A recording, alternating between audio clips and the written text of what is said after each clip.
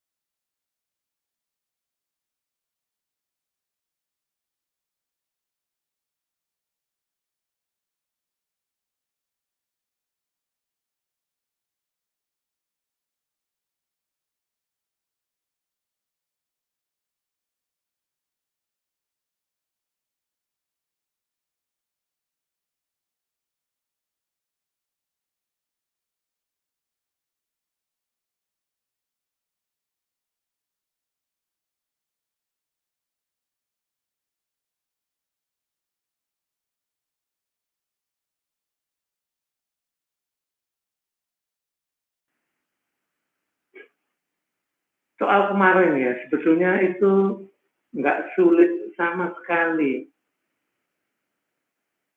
Seperti soal nomor 1 itu hanya diminta untuk bikin tabel A,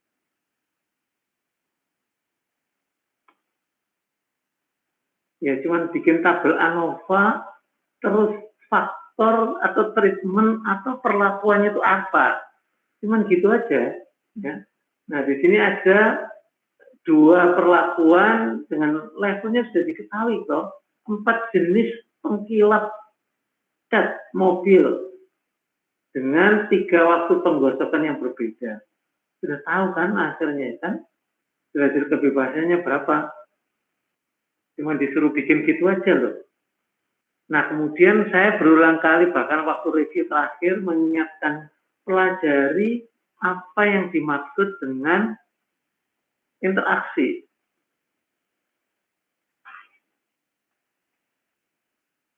Apa yang dimaksud dengan interaksi?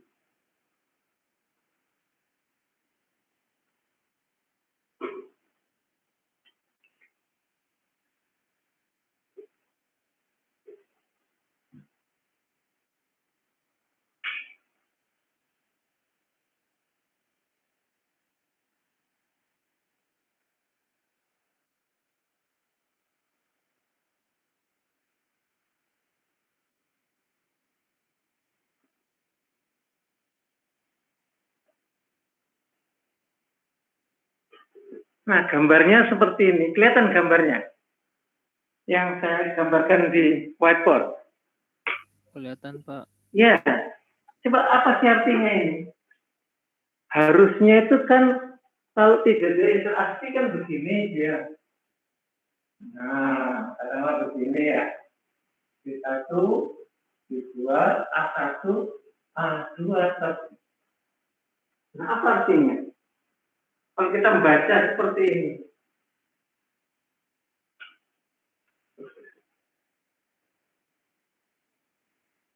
Bukan faktor. Ini respon. Gimana?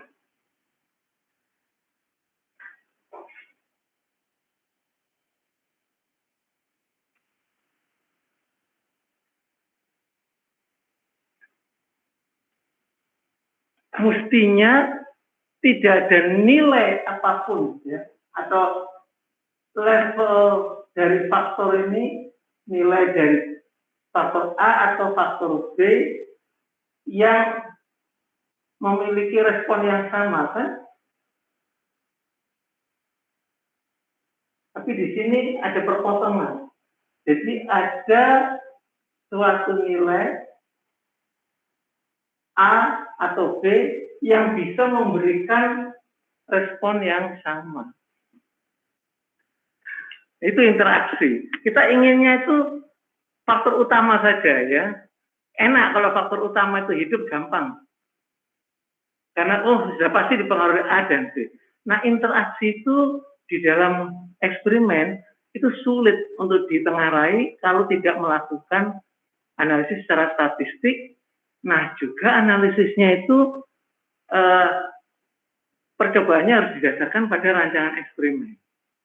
Nah, itu yang sulit ya, karena sering kali di bidang-bidang lain itu karena satu dan lain hal kesulitan untuk ngatur level-levelnya, kesulitan untuk melakukan randomisasi ataupun replikasi. Ya, akhirnya mereka hanya satu kali aja, one at a time. Pada dirubah-rubah ya, X1-nya pada X2 sekian.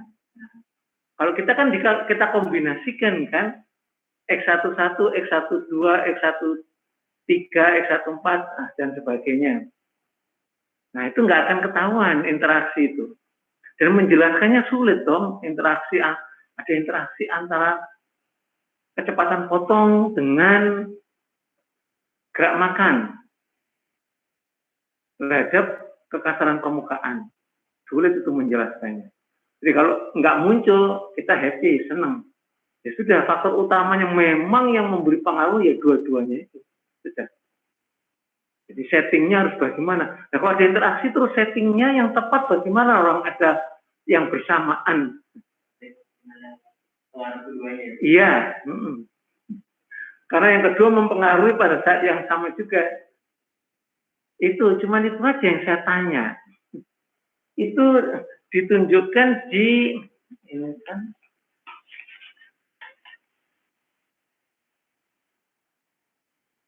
di PPT ya, PPT bab 5 interaksi atau faktorial ya, faktorial itu ada ya. Jadi sudah bisa membayangkan sendiri. Jadi jawabannya kan sumber variasinya ya pengkilap, PC atau apa, waktu, kemudian ada interaksi, P dan W, kemudian ada error. Nah, tinggal PC 4 kurang 1, 3, DS-nya WP, 3 kurang 1, 2. Kemudian interaksinya 6, errornya 12, totalnya 23.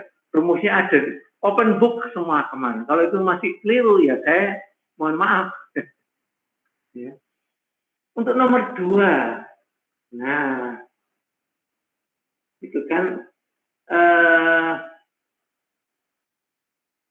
untuk menguji kekhawatiran ini 4 laboratorium dipilih secara acak dan diminta untuk mengukur jumlah kandungan kimia tertentu dalam bagian per juta.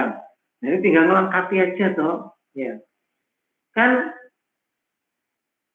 SS itu kalau dibagi DS menjadi MS toh. Itu kan sudah saya jelaskan. Nah, kalau sampai itu nggak ngerti, ya keterlaluan lah, nggak bisa menyelesaikan misi ini. Jadi derajat kebebasannya perlakuan 3, karena ada 4 laboratorium. SS-nya diketahui. Nah, sekarang kan ada replikasi. Ya.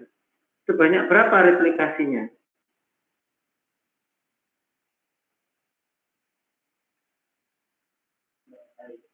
6 kali kan? Replikasinya 6 kali. Jadi 4 kali 6, 24 toh, kurang 1, itu punyanya total. Sudah 23. Errornya 23, kurangi 3, 30. SS-nya sudah saya beritahu. Sehingga MS-nya tinggal SS dibagi 3, 31,91.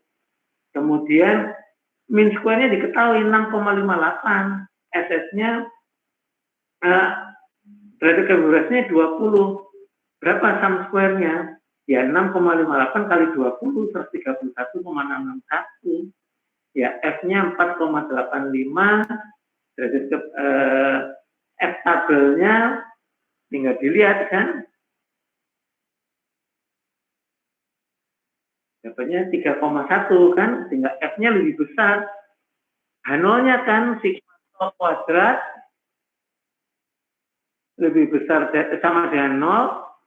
Kemudian H1-nya sigma tau kuadrat lebih besar dari 0. Kan H0-nya ditolak, berarti sigma tau kuadratnya lebih besar dari 0, maka harus dihitung kan. Nah, lihat pertanyaan saya ini sudah menunjukkan kalau ini pasti model acak. Sudah nggak perlu dikatakan lagi ya.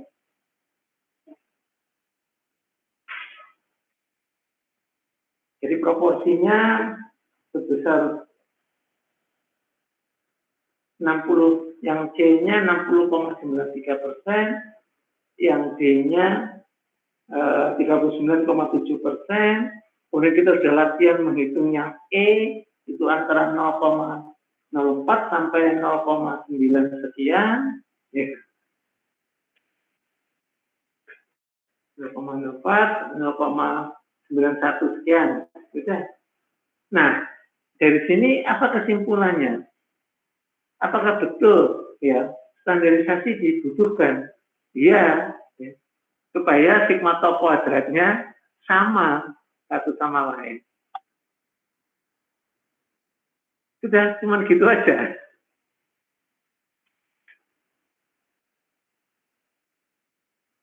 Nah, untuk yang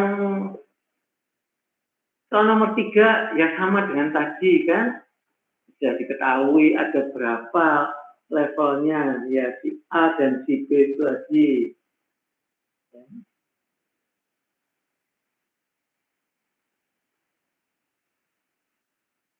Kemudian tinggal ngisikan aja DF-nya dan lain sebagainya, totalnya sudah tahu.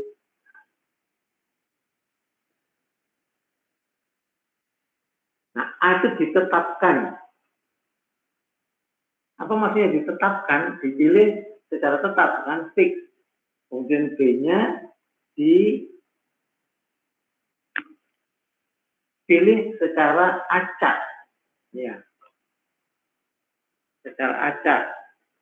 Kemudian saya kasih tahu A-nya itu, A-nya jadi fix kan, DF-nya 1. Ya kan? Kemudian totalnya 15, terus kalau kita lengkapi semuanya, ya dapat sudah tabelnya secara lengkap.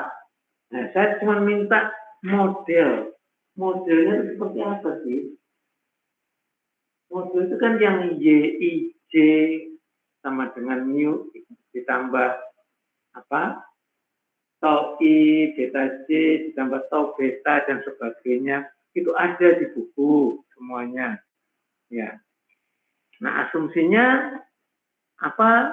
Asumsi residual yang penting ada 3 itu kan harus independen, identik, distribusi normal dengan mino, variansnya tertentu. Ya. Kemudian perhitungan-perhitungan lainnya gampang lah. H0-nya kalau yang fix seperti apa, H1-nya seperti apa, H0-nya yang random seperti apa, kemudian interaksinya seperti apa. Kita nggak pakai, malah lebih mudah, nggak pakai Minitab, nggak perlu ribet-ribet masukkan datanya ke Minitab, ya. Langsung saja dihitung, sudah bisa keluar H0-nya apa, kemudian bandingkan F tabel, F hitung dengan F tabel, gitu kan. H0-nya ditolak atau gagal ditolak, kalau ditolak artinya apa kesimpulannya, dan sebagainya. Baik, ada pertanyaan sampai di sini?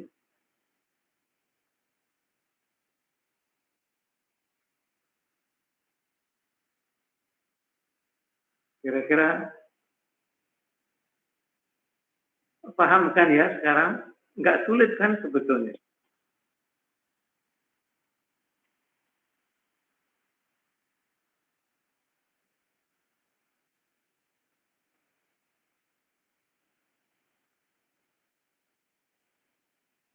Jadi cuma seperti itu aja.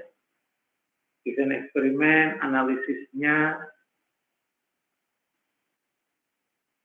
cara memilih faktornya secara fix, secara tetap.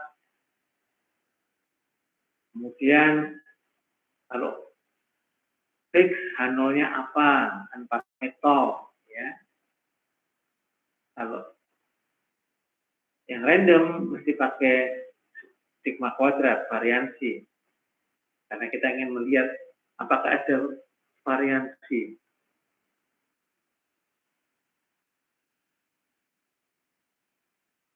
Karena dengan adanya variansi, maka variabilitas akan tinggi.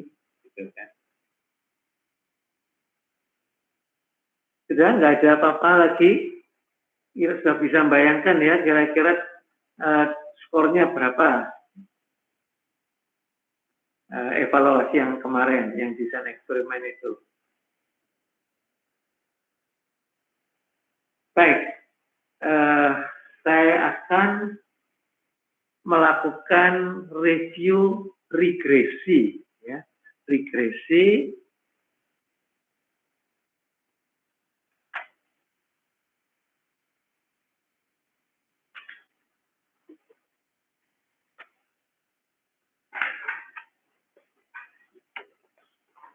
Nah, saya review dari pengujian model statistik. Tolong dibuka materi bahasa Indonesia saja.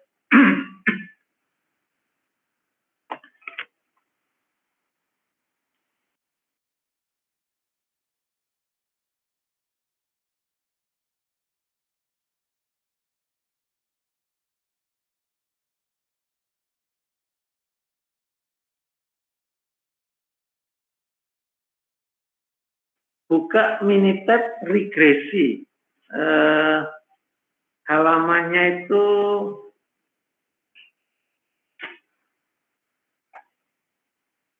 mulai halaman bab 5 ya, bab 5.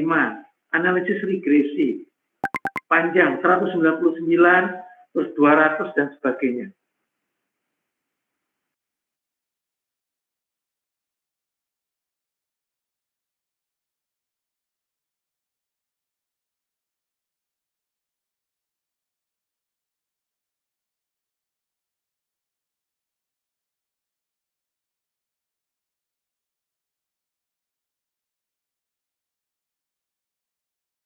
Analisis regresi bab 5. Dulu saya kirimkan PDF-nya.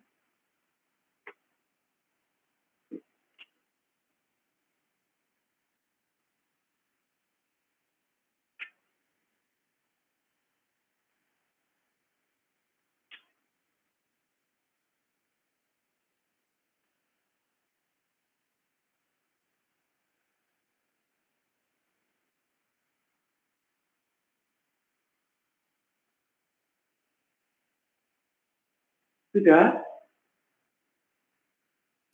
Sudah, Pak. Sudah, baik, baik, ya.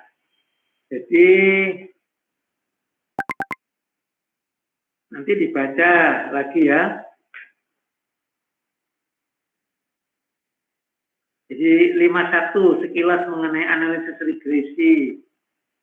Jadi untuk apa tujuannya? Ada 3 di sini kan, digunakan untuk mengukur kekuatan hubungan, kemudian mengetahui pengaruh suatu atau beberapa variabel prediktor terhadap variabel respon, untuk memprediksi pengaruh suatu variabel atau beberapa variabel prediktor. Jadi beda ya, yang kedua itu mengetahui pengaruhnya, yang kedua memprediksi ya. Mengetahui pengaruhnya itu dengan melihat koefisiennya ya. Seperti yang di bawah itu persamaan 51, Y beta 0 tambah beta 1, X1 tambah beta 2, X2 ditambah beta K, XK ditambah epsilon. Ya. Jadi beta 0 disebut intercept, kemudian beta 1-nya itu adalah slope-nya. Nah, biasanya kita melihat dari scatter plot-nya dulu ya, bagaimana kira-kira bentuknya. Jadi A, B, C, D, dan sebagainya. Nah, ingat ya, jadi seperti pada desain eksperimen di ANOVA-nya, kita selalu menguji asumsi residual. Di sini juga, di paragraf keduanya, pada model regresi, terhadap error. Error adalah Y dikurangi Y topi. Nilai observasi dikurangi nilai prediksi. Nah, residual atau error itu harus mengikuti distribusi normal dengan min-nya 0 dan variansinya tertentu. Ya. Nah, sekarang kita lihat 52, halaman 202, analisis regresi linier. Ya, dibaca ya, itu yang sebelumnya juga. Nah, regresi linier itu berarti hanya ada satu variabel, ya. Karena kalau yang lainnya adalah regresi berganda, ini regresi sederhana. Sederhana, jadi regresi linier berganda, regresi linier sederhana. Contohnya 52. Ya. Nah, di sini diberi contoh hubungan karbon monoksida dengan nikotin. Kita lihat halaman 205. 205.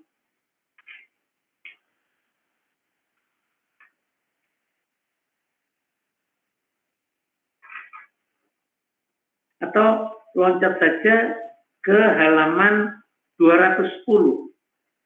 Lihat outputnya. Outputnya analisis regresinya itu. Nah, bacanya ya, kita lihat diberikan modelnya. Karbon monoksida kemudian 0,0099 ditambah 0,692 nikotin. Misalkan seperti itu. Lihat di bawahnya ya, setelah gambar 50, bagian output analisis regresi linear, tabel taksiran model. Persamaan 54 memperlihatkan taksiran intercept B0 sebesar 1,66 dan taksiran parameter dari B1 sebesar 12,4. Artinya, apabila kandungan nikotin dalam rokok meningkat sebesar 1 mg, maka karbon monoksida yang dihasilkan rata-rata akan meningkat pula sebesar 12,4 kalinya. Angka 1,66 menunjukkan bahwa jika kandungan nikotin bernilai 0, maka kandungan karbon monoksida adalah 1,66 mg. Nah, ini artinya nggak ada nikotinnya, karbon monoksidanya sudah 1,66.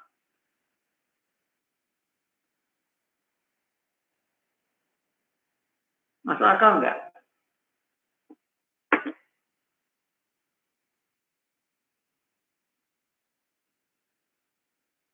Masuk akal nggak? Masuk nggak ada apa-apa ya? Sudah ada. Sudah. Apa dia perokok pasif? Di kantornya semua orang ngerokok. Ada yang seperti itu loh, sampai kena kanker paru-paru loh, gara-gara ya perokok pasif. Nah, kita lihat ya, saya sudah memberikan mudah-mudahan bisa nggak tahu kalau dibuka di laptopnya ada pengujian model statistik kan. Kemudian yang pertama pengujian kesesuaian model menggunakan R kuadrat dan lack of weight. Sudah, jadi ini sudah seperti menunya ya. Kalau kita melakukan regresi, ujinya apa saja. Sudah saya buatkan seperti ini semua tugas akhir, tesis S1, S2 kalau menggunakan regresi, itu saya minta ini ditulis. Nah, kita lihat hasilnya sekarang. Harusnya itu kan kita lihat R kuadratnya. Kayak kita lihat misalkan kita mulai dari R kuadratnya.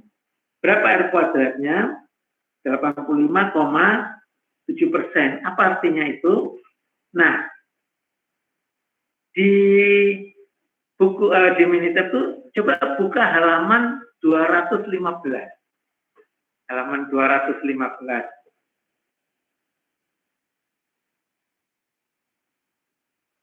Ya, memeriksa ukuran kecukupan model. Kesesuaian model ataupun kecukupan model. Jadi kita melihat R kuadrat. R kuadrat itu apa sih? Nah, ada ya koefisien determinasi menjelaskan besarnya variasi respon yang dapat dijelaskan oleh prediktor. Besarnya 85,7%. Artinya apa? 85,7% variasi sampel jumlah karbon monoksida yang dihasilkan oleh suatu rokok dijelaskan oleh kandungan nikotin dalam rokok. Koefisien korelasi R itu akar dari koefisien determinasi atau R kuadrat. Jadi kalau R kuadrat namanya koefisien determinasi, kalau R saja menjadi koefisien korelasi. Jadi akarnya. Jadi kalau R-nya besar, ada hubungan yang kuat, hubungan yang linear antara kandungan nikotin dalam rokok dengan jumlah karbon monoksida yang dihasilkan. Kalau ada yang nggak jelas, tolong saya dihentikan ya, jangan sungkan-sungkan. Makin banyak variabel dimasukkan dalam model, makin meningkat nilai R kuadrat. Padahal dengan makin banyaknya variabel, model menjadi tidak efisien. Untuk meningkatkan sensitivitas R kuadrat, Minitab menyediakan atau tidak saja Minitab, semua program-program komputer untuk statistik menggunakan R kuadrat dan R square adjuster. Ini disesuaikan dengan jumlah variabel yang dimasukkan dalam model. Di sini besarnya 85,1, beda sedikit saja 85,7. Karena apa? Karena jumlah variabelnya hanya satu. Jadi kadang-kadang dicek. Semakin banyak variabel mestinya meningkatkan R kuadrat, tapi belum tentu dia itu efisien. Jadi peningkatannya mungkin sedikit sekali sehingga nggak usah dimasukkan, nggak apa-apa variabel prediktornya tadi. Jadi tidak harus sebanyak-banyaknya. Tetapi kalau seperti kecepatan potong, itu tidak mempengaruhi gaya potong. Untuk kecepatan yang tinggi. Dimasukkan nggak apa-apa, nggak dimasukkan nggak apa-apa. Karena apa? Kalau motong mau nggak mau kan harus ada kecepatan potong. Kalau nggak ada kecepatan potong nggak akan terjadi proses pemotongan. Jadi ya ditaruh nggak apa-apa. Walaupun secara statistik tidak ada pengaruh. Itu. Jadi kita uji. Nah kemudian itu tadi loncat kan, memeriksa ukuran kecukupan model. Nah kemudian kita lihat sekarang kembali lagi ke halaman 211. Halaman 211 ataupun lihat halaman 210 tabelnya. Tabelnya ya.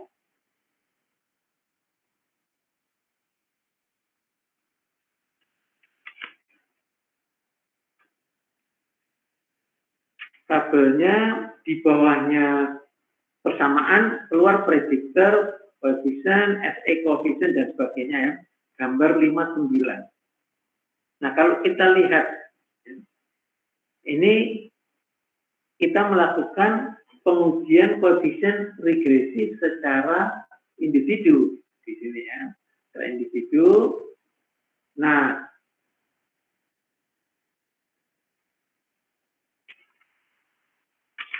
di buku Minitab ini diberikan di halaman 213, 214. 213, 20. Istilahnya memeriksa utilitas model. Memeriksa utilitas model. Sampai halaman 214. Kemudian di halaman 211 itu ada memeriksa mean square residual. Dengan gambarnya gambar 15 menunjukkan tabel ANOVA. Ini saya beri nama pengujian secara serentak ya. 2B, 2A uji individu. Jadi pengujian koefisien regresi dilakukan dengan dua cara, uji individu dan uji serentak. H0, H1-nya sudah saya tuliskan. Di buku Minitab juga ada ya dengan kata-kata ya.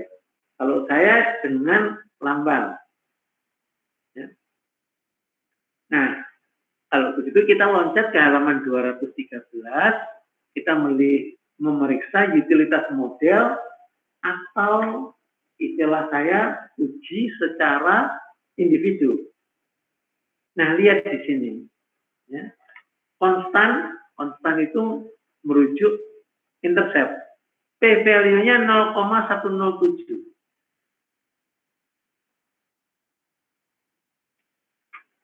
Lihat di baliknya ada H0-nya, beta 1 dengan 0, beta 1 tidak sama dengan 0. Dengan P-value-nya lebih besar dari alfa, maka H0-nya gagal ditolak. Artinya beta 1 sama dengan 0. Berarti garisnya tidak mempunyai intercept. Ya, tidak memotong Y pada 1,6647 karena 1,6647 itu secara statistik sama dengan 0. Jadi garisnya itu melalui titik 00. Jadi kalau 0 nikotinnya ya 0 juga karbon monoksiktanya. Itu ya. Jadi harus dikoreksi jadinya persamaan tadi itu. Nah, nanti kalau evaluasi ya minggu depan, lihat ya. Jadi maksudnya itu secara statistik dianggap 0. Iya, secara statistik itu dianggap 0. Karena kita menggunakan analisis statistik dengan pengujian hipotesis. Mungkin sekarang jadi lebih paham ya, pengujian hipotesis itu untuk apa. Sehingga selalu dalam menyampaikan kesimpulan, pada level of signifikan sekian persen, H0-nya ditolak atau gagal ditolak. Jangan lupa diambil-ambilin kata-kata itu. Karena ini pengujian secara statistik. Ya. Nah, untuk nikotinnya, P-value-nya kecil, ya, 0. Sehingga H0-nya ditolak. Berarti memang betul nilai itu ada 12,395 itu tidak sama dengan 0. Sampai di sini saya pelan-pelan. Jadi mau soalnya itu ya, pakai Minitab atau tidak sama saja cara interpretasinya, cara ngitungnya. Cuma dihitungkan oleh Minitab supaya nggak capek ya, hitung SST dan sebagainya. Jadi sudah ya, pengujian di sini juga pengujian kesesuaian model itu R kuadrat dan kemudian ada lag of fit, kita juga sudah latihan lag of fit ya. Dan lack of itu hanya mungkin diuji kalau ada replikasi. Ingat, beberapa saja replikasi sudah mengizinkan kita menguji lack of itu bagus. Jadi harus sampai ke situ. Jadi kalau kita mau ngambil data, mau eksperimen, kemudian ingin menggunakan analisis regresi secara statistik, sebaiknya lakukan replikasi. Randomisasi juga randomisasi dalam arti diacak. Ya. Tetapi kalau kita menggunakan untuk mengembangkan persamaan prediksi, tetapi datanya tidak bisa direplikasi, ya apa? Contohnya apa? Kalau lihat data penjualan bulan 1, bulan kedua, dan seterusnya, ya adanya bulan Januari, Februari, nggak ada replikasinya kan? Maka modelnya tidak pakai. Tetapi kalau kita mengembangkan sendiri di lab dan memungkinkan melakukan replikasi, jadi yang bersifat rekayasa engineering, lakukan itu supaya valid nanti. Jadi itu ya, ngitung tabelnya tuh apa, ANOVA-nya tuh sama gitu ya. Jadi SS regresi itu ditambah dengan SS error menjadi SS total. Begitu aja. DF-nya ya jumlahnya itu berapa? Ya regresornya itu. Nah, kemudian di sini dijelaskan semuanya ya. Nah, kita memeriksa mean square residual. Untuk apa sih? Pada model regresi ada asumsi bahwa distribusi residual mengikuti distribusi normal dengan rata-rata dan standar deviasi sekecil mungkin. Semakin kecil standar deviasi residual, berarti nilai taksiran model makin mendekati nilai sebenarnya.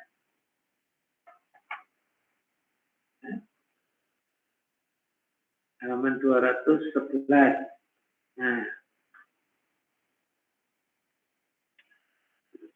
dalam regresi ada istilah mean square error MSE yang merupakan varian residual, variasi dari residual atau S kuadrat. Ya. Gambar 15 menampilkan ulang output dari tabel ANOVA. Oke. Nilai MSE untuk model yang telah dibuat adalah 3,34. Jadi nilai standar deviasi model adalah 1,83, yaitu akar dari 3,34. Nilai 1,83 berarti bahwa sebagian besar kandungan nikotin dalam suatu rokok akan jatuh di antara atau di sekitar 2S. 2S. S-nya berapa? 1,83 kalikan 2, 3,66, batas atas batas bawah kan gitu.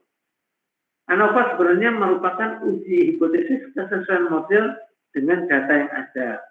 Uji hipotesis kesesuaian model sama dengan yang telah dilakukan dalam subbab 522 dan seterusnya dulu. Hipotesisnya, H0 salah satu parameter model, beta 1 atau beta 0 atau beta 1 bernilai 0.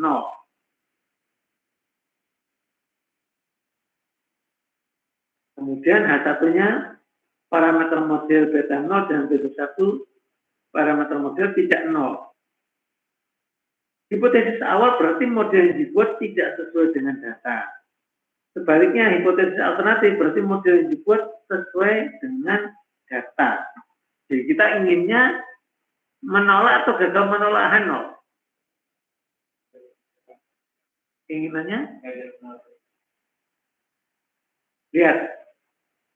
H0 ada salah satu parameter model atau paling sedikit ada satu beta bernilai 0.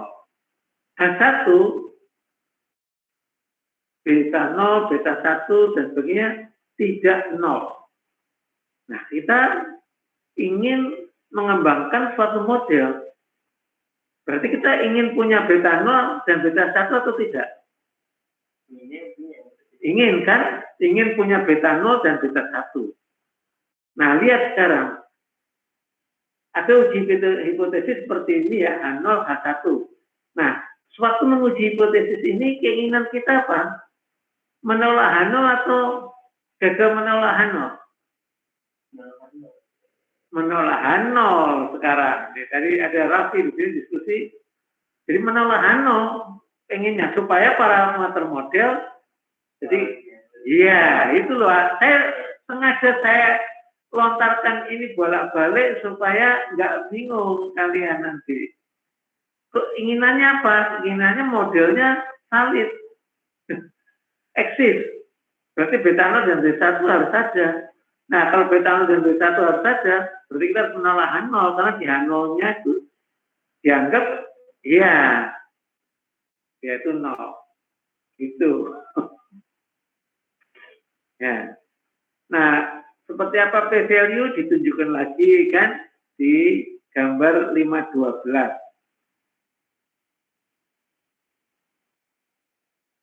Gambar 512 ditunjukkan. Ya.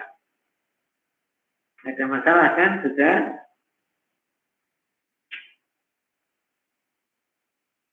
Jadi saya sudah memberikan rangkumannya ya, gampang sudah.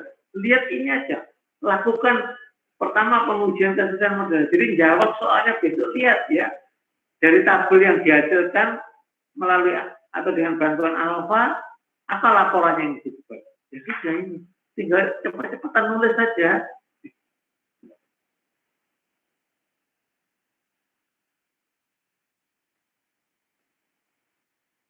Gitu ya.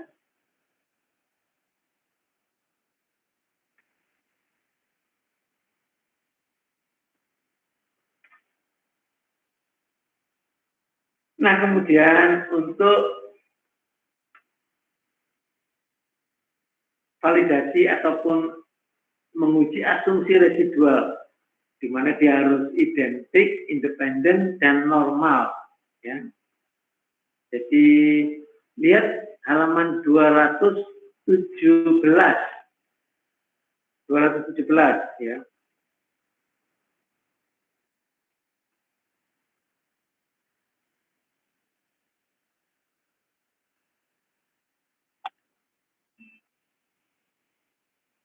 Nah, di sini kan membuat taksiran katanya kan.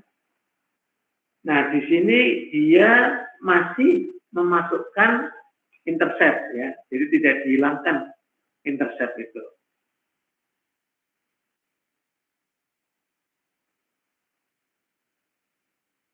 Sehingga waktu membuat taksiran berapa banyak kandungan nikotin ditambahi dengan interceptnya, maka dia menjadi kandungan karbon monoksida.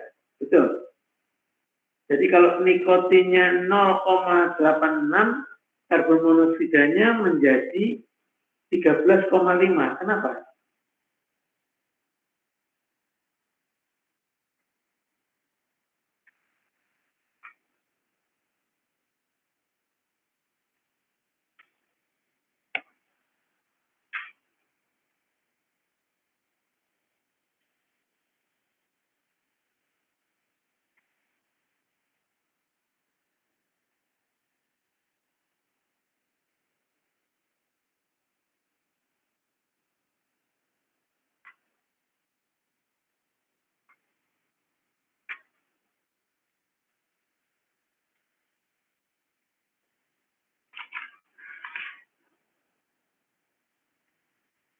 Ya kan?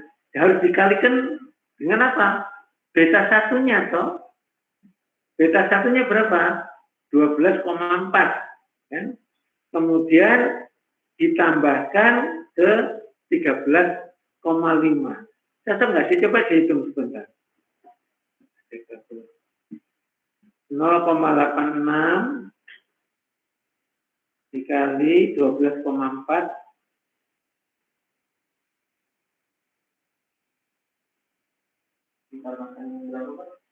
ditambahkan 1,66. 12,3. Iya, lihat fitsnya. Lihat fits. 12,3. Nah, 1,2 itu dari mana? 1,275 itu. Selisih. Betul. Nah, datanya ada di mana? Datanya ada di halaman 203, tabel 51. Ya. Nikotinnya 0,86, hasil eksperimen 13,6. Maka 13,6 dikurangi 12,3 ya.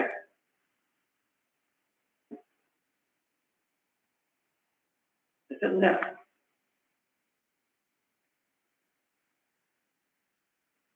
Tiga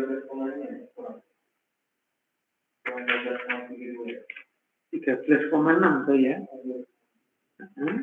Dikurangi 12,32. 1,27. Nah, gitu loh ngitungnya jadi. Siapa tahu saya ngasih soal yang nggak pakai Minitab. Buktikan apa betul. Jadi tahu ya, kita dibuat mudah oleh Minitab, tapi kita harus tahu mekanismenya itu. Berarti residual itu maksudnya ini Pak? Selisih antara eksperimen model. Iya, antara observasi dan model.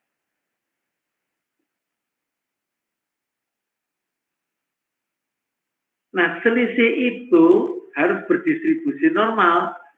Kalau dibuat gambarnya, lihat halaman 217, gambar 518.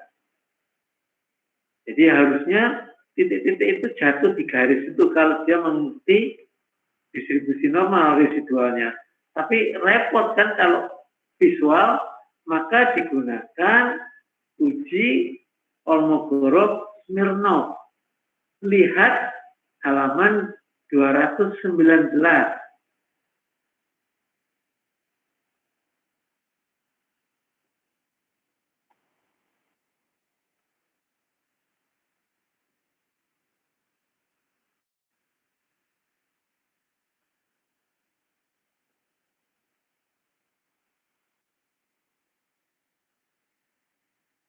Lihat kan, min-nya di sebelah kanan itu kan kecil sekali kan, jadi dianggap 0 atau mendekati 0 ya.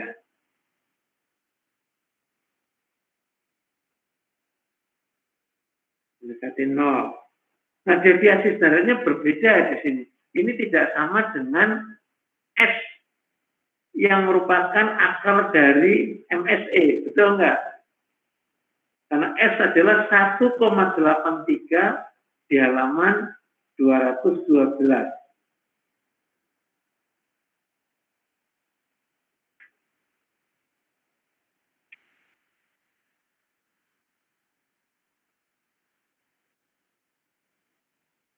Jadi ini menunjukkan distribusi normal dari residual itu minyak 0 dan deviasi standarnya 1,79.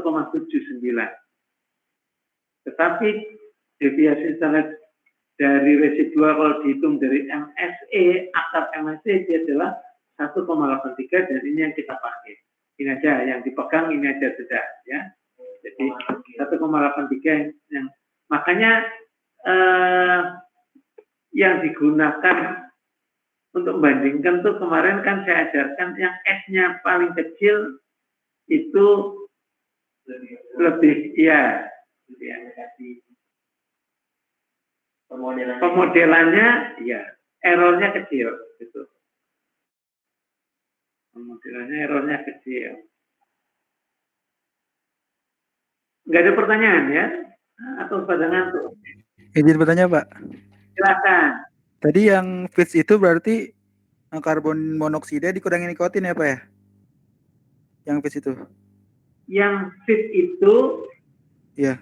fit itu adalah karbon monoksida hasil peramalan ini ya, dikurangi 13,5 ya, dikurangi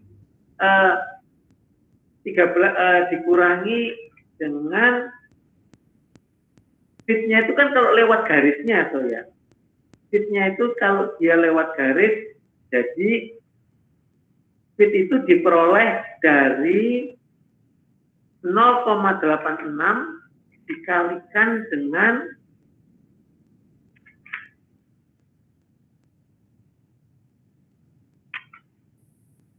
0,86 dikalikan 12,39. Kan persamaannya kan 1,66 ditambah 12,40 di halaman 205. Halaman 205 ya. Persamaannya kan karbon monoksida kemudian 1,665 plus 12,4 kalikan nikotinnya. Nah, kalau nikotinnya 0,86 maka 0,86 dikalikan 12,40 ditambah 1,665 itu besarnya adalah 12,3247. Coba cocok nggak? Tadi kita hitung berapa? 13 setengahnya. 13,6. Ya. Kandungannya kan 13,5 atau 13,6 dikurangi dengan 12,32 dapatnya 1,27. Bisa diikuti mal? Tadi gimana Pak? 0,86 dikali sama yang di ini ya persamaannya apa ya? Dikali dengan 12,4. 12,4. Ya, dikalikan ditambah itu 1,665 ya? Ya. Iya, hasilnya 12,329. Tuh. Iya. Terus kalau yang tadi yang residual itu berarti selisih sama yang 13,5 itu ya Pak ya? Dengan 13,5 ya dikurangi 12 ya. Itu hasil eksperimennya. Aktualnya, observasi sesungguhnya. Gitu. Nah, kita pengennya tuh dekat sekali ya. Dekat sekali. Kalau observasinya 13,5, eksperimennya bolehlah 13,4 atau 13,6. Nah, boleh lebih besar, boleh lebih kecil. Tapi dekat sekali. Itu maksudnya. Sehingga residualnya menjadi kecil. Ya. Kalau residualnya kecil, R kuadratnya juga nanti akan meningkat. Oke Pak, terima kasih Pak. Sama-sama ya. Itu. Jadi kalau ngitung manual tahu ya.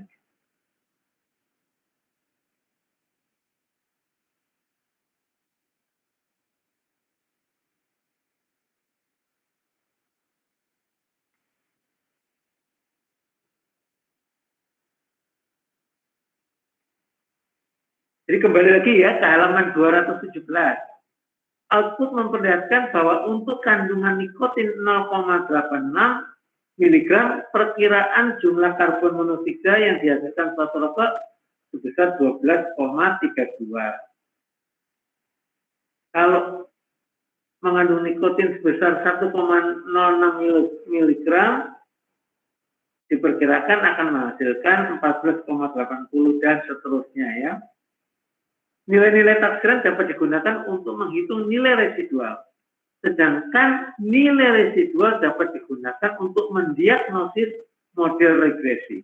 Nah, ini kan kenapa menggunakan residual?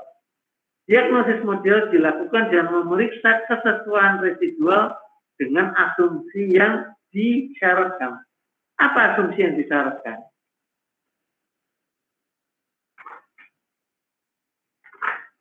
Saya berikan di pengujian itu ya, pengujian asumsi residual yang ketiga, pengujian asumsi residual, uji independen, uji identik, dan uji distribusi normal.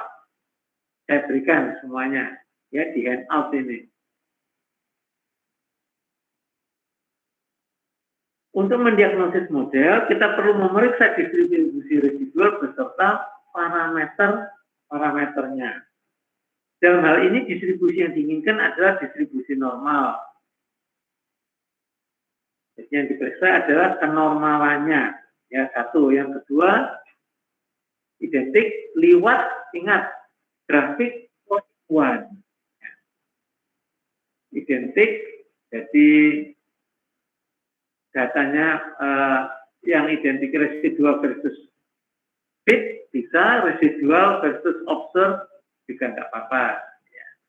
Kemudian kalau independen kita gunakan ACF ya atau correlation. Ingat, jangan melebihi garis merah.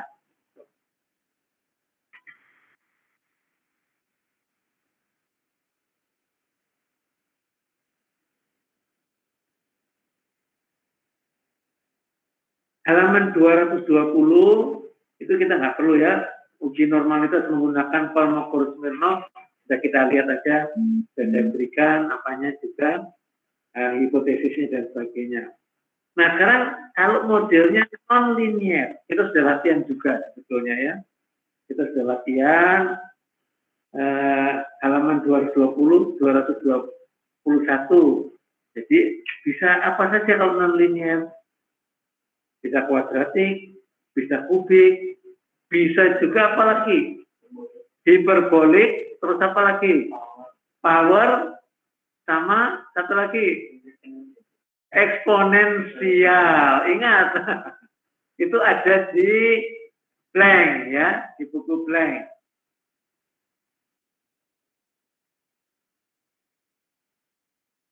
Ya, sudah. Jadi jangan bingung ya nanti. Nah, pakai Minitab-nya, kalau ada kuadrat jadi kuadratkan dulu, dihitung ya pakai kalkulator dan sebagainya.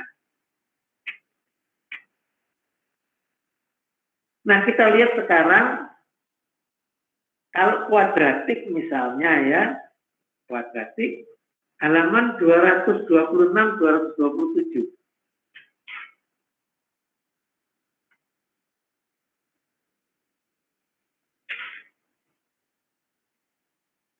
226, 227. Sama, lihat ya. Hipotesisnya. Jadi, di gambar 524, halaman 227, ditunjukkan itu persamaannya seperti apa. Nah, kita langsung baca ya. Untuk uji individual, ternyata konstan itu P-value-nya 0,233. Sehingga dia tidak memotong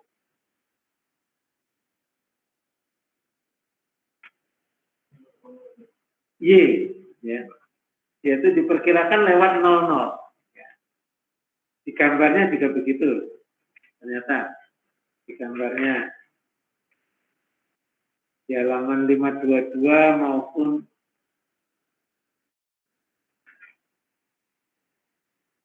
522 kalau kuadratik, 521 kalau kuadratik, 522 kalau dia kubik.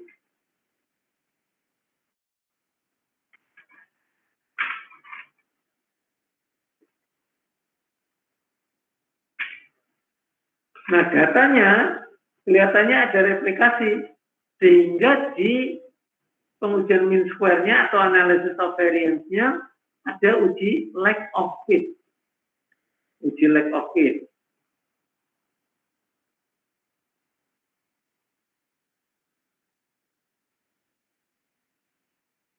Uji lack of fit sama seperti yang saya tuliskan di halaman 227, H0-nya tidak ada lack of fit, H1 ada lack of fit. Kita ingin gagal menolak H0, sehingga P-value-nya yang diinginkan adalah yang besar. Di sini P-value-nya adalah 0,531. Nah, lihat, misalkan saya memberikan potongan ANOVA. Nah, dari mana? Kita lihat ya. Dia punya satu cuman regresornya, nikotin. Tapi ada kuadratnya. Sehingga regresinya DF-nya itu 2. Ya. DF-nya 2.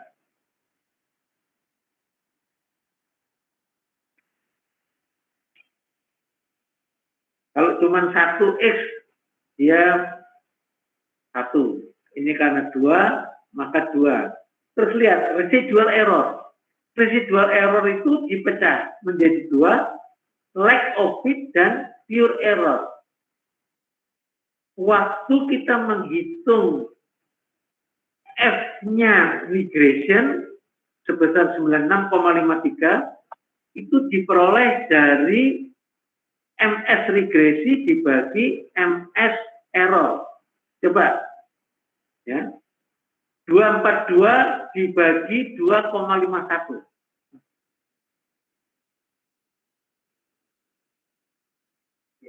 (96,53) ya. Kemudian 242 dari mana dapatnya? Dari SS dibagi DF-nya. MS 2,51 MS error 55,15 SS-nya dibagi DF-nya. Nah, lack of fit diuji lawan siapa dia? Lihat. Jadi kalau residualnya 22, pure errornya 2,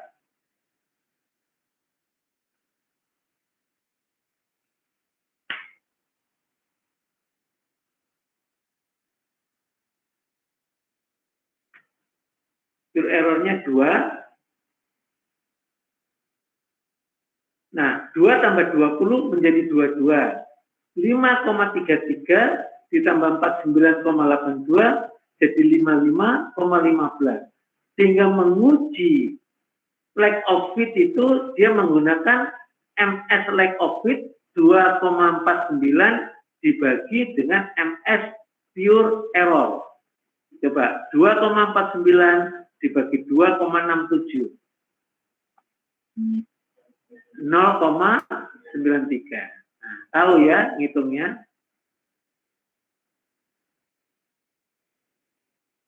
Ini yang perlu.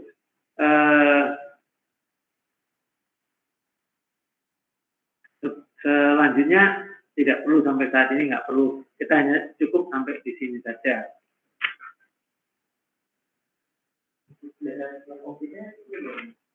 DF lack of fit-nya 20. Ya. Itu dari Minitab. Dari Minitab dihitungkan oleh dia. Ada di Montgomery cara nurunkannya. Nanti kita lihat. Ini kita terus saja.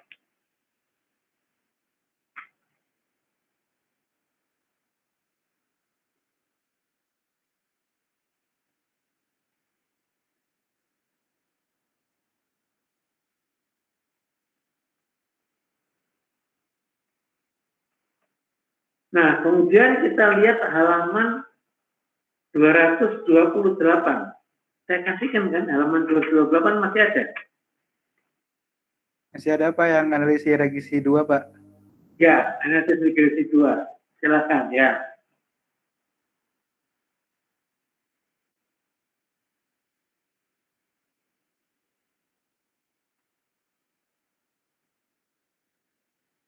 Nah, memeriksa parameter model itu sama saja dengan uji individual, kan?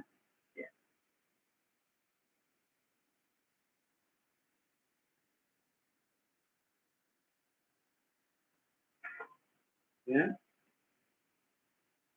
Lihat saja hasilnya, kan nikotin koefisiennya 20,111, nikotin kuadrat minus 3,730. Ya. Nah, dijelaskan interpretasi output uji parameter model. Alfanya 5%, semuanya lebih kecil dari 5%, artinya apa? Kedua parameter dalam model tidak sama dengan 0. Artinya kedua parameter secara statistik harus ada dalam model. Di sini menggunakan uji T. Kita nggak perlu perpanjangkan ya.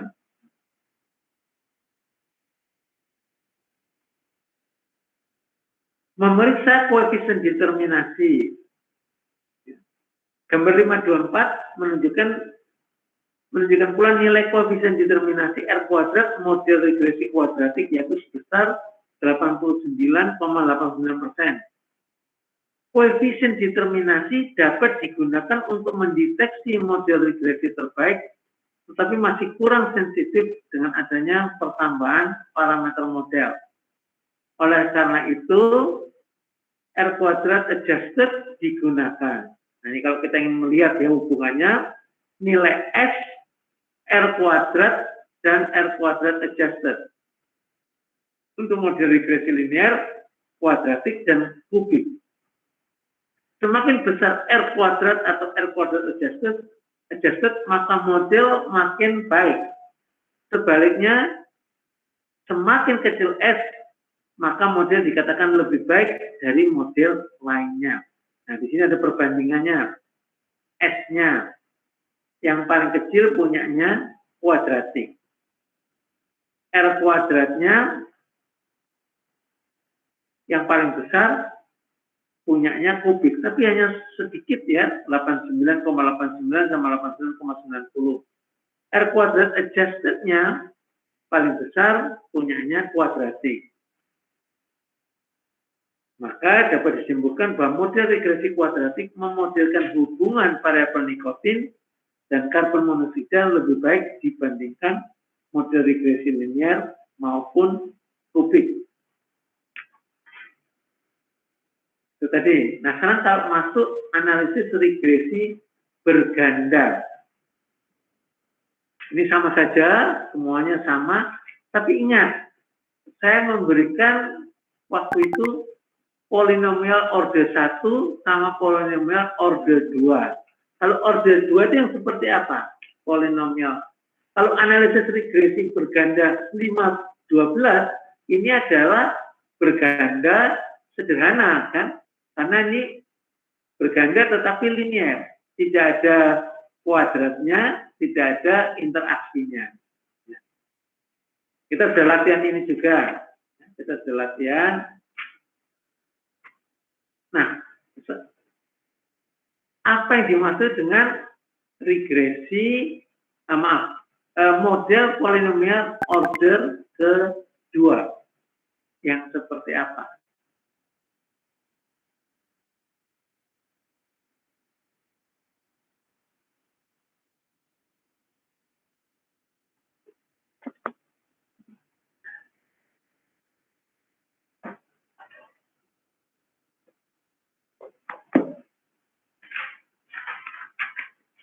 Waktu itu saya tunjukkan di response surface methodology.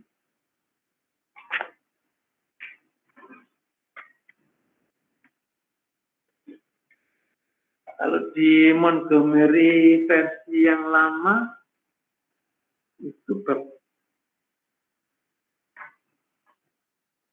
response surface methodology.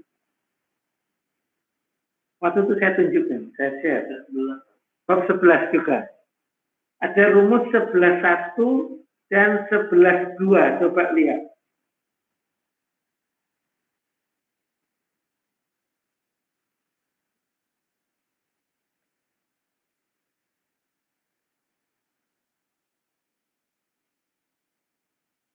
Ya, 11.1, 11.2. Lihat ya. First order model. Sama nggak dengan analisis bergandanya? 5-12. Sama ya. Disebut sebagai model order pertama. Atau disebut juga regresi berganda. Karena lebih dari 1 X-nya ya. Ada X2, K. Gitu. Nah, kalau ada kuadratnya dan ada interaksi, itu adalah model order kedua atau polinomial order kedua. Gitu.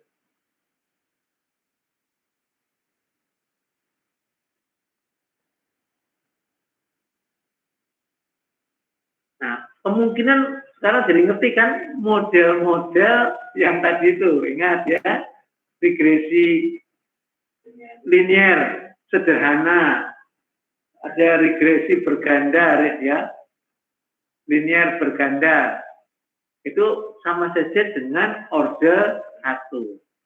Kalau order 2 ada kuadratik dan ada interaksi. Cukup itu aja.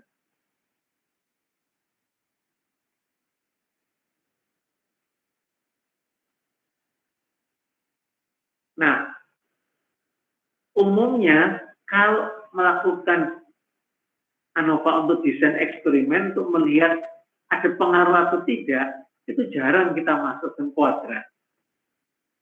Biasanya cukup kita masukkan interaksi saja. Interaksi saja.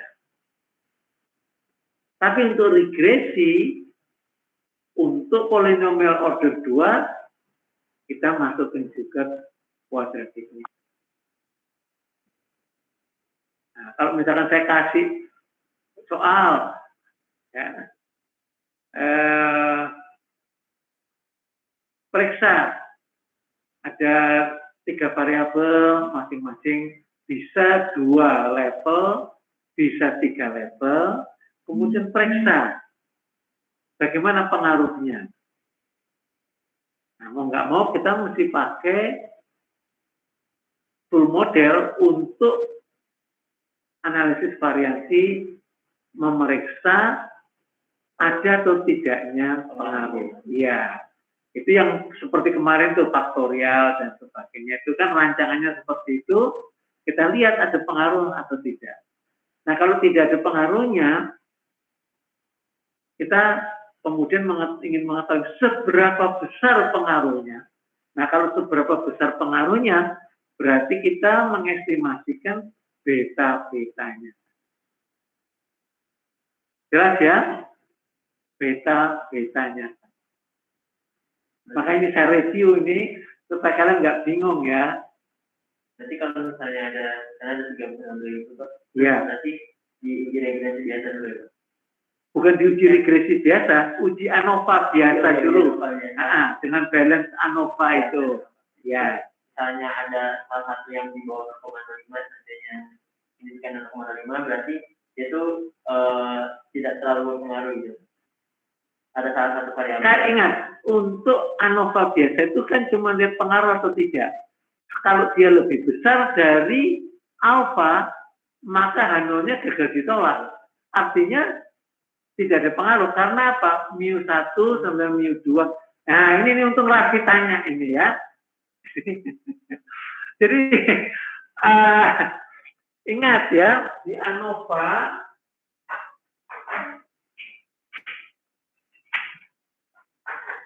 ANOVA biasa itu ya,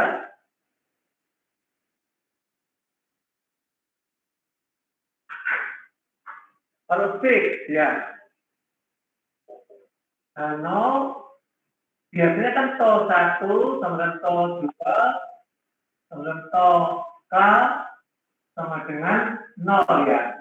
H1 paling sedikit 1 I tidak sama dengan 0. Kan mu-nya nggak kita pakai ya, yang mu 1 sama mu 2 sama mu K itu enggak. Kita pakai. Itu kalau fix. Kalau random, H0-nya sigma tau kuadrat sama dengan 0, H1 sigma tau kuadrat besar dari 0. Nah, kalau regresi, biasanya itu, kita tuh milihnya fix. Jarang yang random. Karena di lab itu kita akan menentukan. kecepatannya berapa, tekanan berapa, temperatur berapa, itu sudah ada itunya, range-nya toh. Nah, ini hanya untuk melihat ada pengaruh atau tidak. Nah, kemudian kita bawa ke regresi kalau ingin mengetahui seberapa besar kan lewat beta-betanya tadi. Nah, di situ pengujiannya berbeda ya. Regresi ini mungkin ada interaksi segala ya. Nah, kalau regresi yang dilihat kan regresi uji individual sama uji serentak. Ini untuk koefisien ya. Kalau ini untuk secara keseluruhan kan,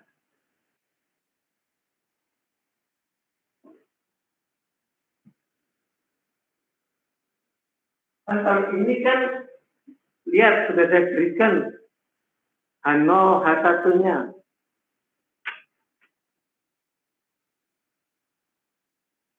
Untuk uji serentak B, H0, beta 1 sama dengan beta 2 sama dengan titik beta K sama dengan 0. Minimal ada satu yang tidak sama 0.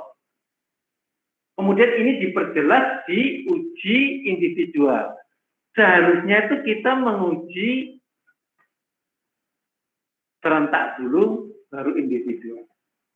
Kalau diuji serentak, P-value-nya itu tidak 0,000, katakanlah 0,03 atau 0,04, kemudian alfanya 0,05, memang ya P-value-nya lebih kecil daripada alfa, tetapi pasti sebetulnya ada yang tidak signifikan. Nanti dilihat di uji individualnya. Karena mepet itu sudah. Kalau 0,000 biasanya semuanya pasti akan punya pengaruh dan betanya valid, betanya ada. Bukan secara statistik sama dengan 0.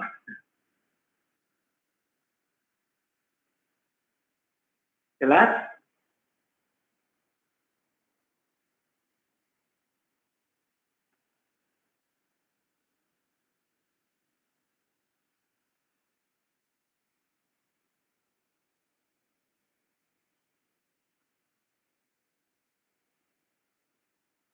Oh, berarti nanti kita harus ini Pak harus uji ANOVA dulu berarti ya Pak? Langsung uji ANOVA, iya sebetulnya uji ANOVA dulu. Uji ANOVA yang seperti kemarin ya. Karena di dalam regresi juga ada ANOVA-nya toh. Di dalam regresi ada ANOVA-nya. Tapi kita ANOVA secara keseluruhan dulu untuk melihat berpengaruh atau tidak. Tapi kita nggak tahu kan seberapa besar pengaruhnya. Seperti soal kemarin itu. Betul. Oh ya, berarti kalau misalnya gak berpengaruh berarti nggak bisa diuji regresi itu gimana Pak? Nggak usah dimasukkan. Nah, waktu melakukan regresi tidak usah dimasukkan. Oh ya Pak, makasih Pak. X1, X2, X3 misalkan gitu ya. X1, X2-nya kalau tapi biasanya sih jarang ya. Biasanya yang tidak valid itu mungkin interaksinya atau salah satu mungkin saja ya. Iya. Jadi mungkin aja salah satu X-nya tuh seharusnya tidak perlu gitu kan. Tetapi biasanya kita itu kan sudah bisa dari fenomena proses. Kalau kita melakukan pengujian atau desain eksperimen, kita sudah tahu X1, X2, X3 itu pasti yang punya pengaruh ya terhadap respon itu. Kalau nggak ada gunanya kita.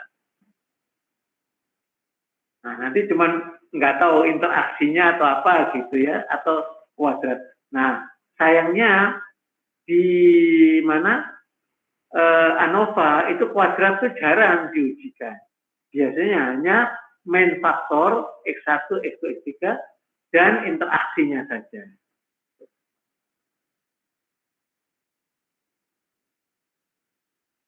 Jelas ya?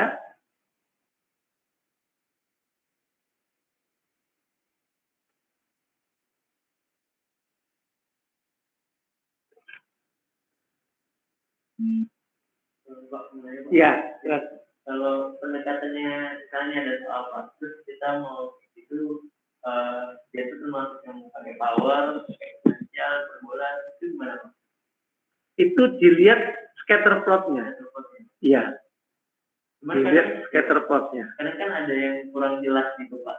Iya, iya. Itu gimana Pak? Ya kalau untuk eksperimen benar, ya kita coba-coba ya. Tapi kalau untuk evaluasi gini, biasanya nanti saya berikan gunakan ini, gunakan itu ya. Nah, repotnya kalau polinomial terus kita gunakan power itu sulit pangkat ya, atau hiperbola ya.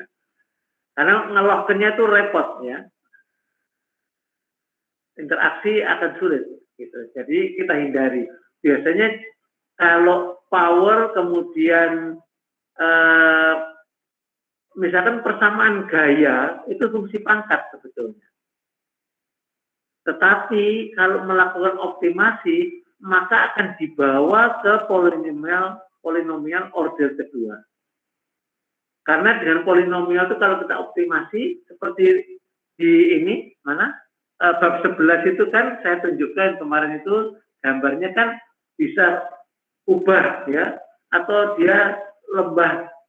Jadi yang paling bawah itu titik minimum, kalau cembung yang paling atas adalah tempatnya titik maksimum. Jadi settingan yang menghasilkan output maksimum itu yang melewati titik yang paling atas gitu. Sehingga nggak mungkin kita pakai fungsi pangkat. Fungsi pangkat itu hanya sekedar untuk menunjukkan hubungannya saja. Linear. Karena kalau fungsi pangkat itu sudah dibuktikan misalkan untuk kemarin itu paper yang saya berikan bisa dilihat ya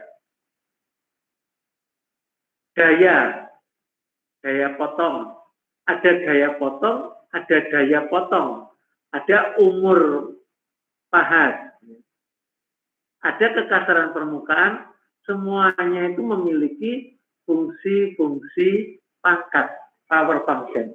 Jadi contohnya kalau life ya, umur pahat, TL itu biasanya A, B pangkat M, kemudian PD-nya pangkat N, kemudian delta-nya MNP, misalkan seperti itu.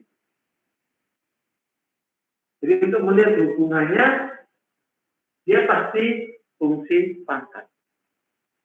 Oh, di berupa interaksi.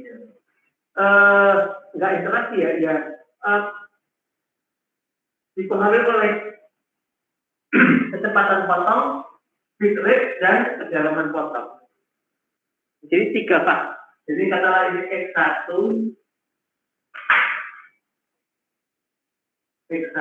ini X2, ini X3, pangkat M, pangkat N, pangkat P, ini A, ini sama dengan G.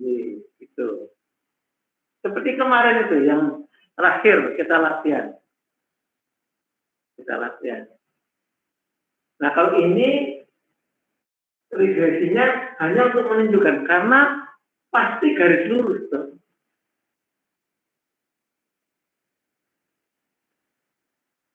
Fungsi pangkat kalau dia nggak garis lurus sebetulnya, tapi dengan di-lock-kan dia akan garis lurus, sehingga hidup masih gampang kalau dengan fungsi lock, fungsi pangkat karena bisa di-lock-kan.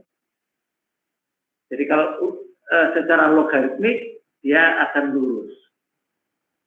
Tapi kalau tidak, ya dia akan berbentuk kurva. Karena Kan ada di blank ya, ini ada di blank kan ada itu. Itu kalau hanya satu ya. Jadi kalau 3 gini agak bingung kita bentuknya seperti apa. Jadi ada fungsi-fungsi, nah itu akan saya beritahu fungsinya apa.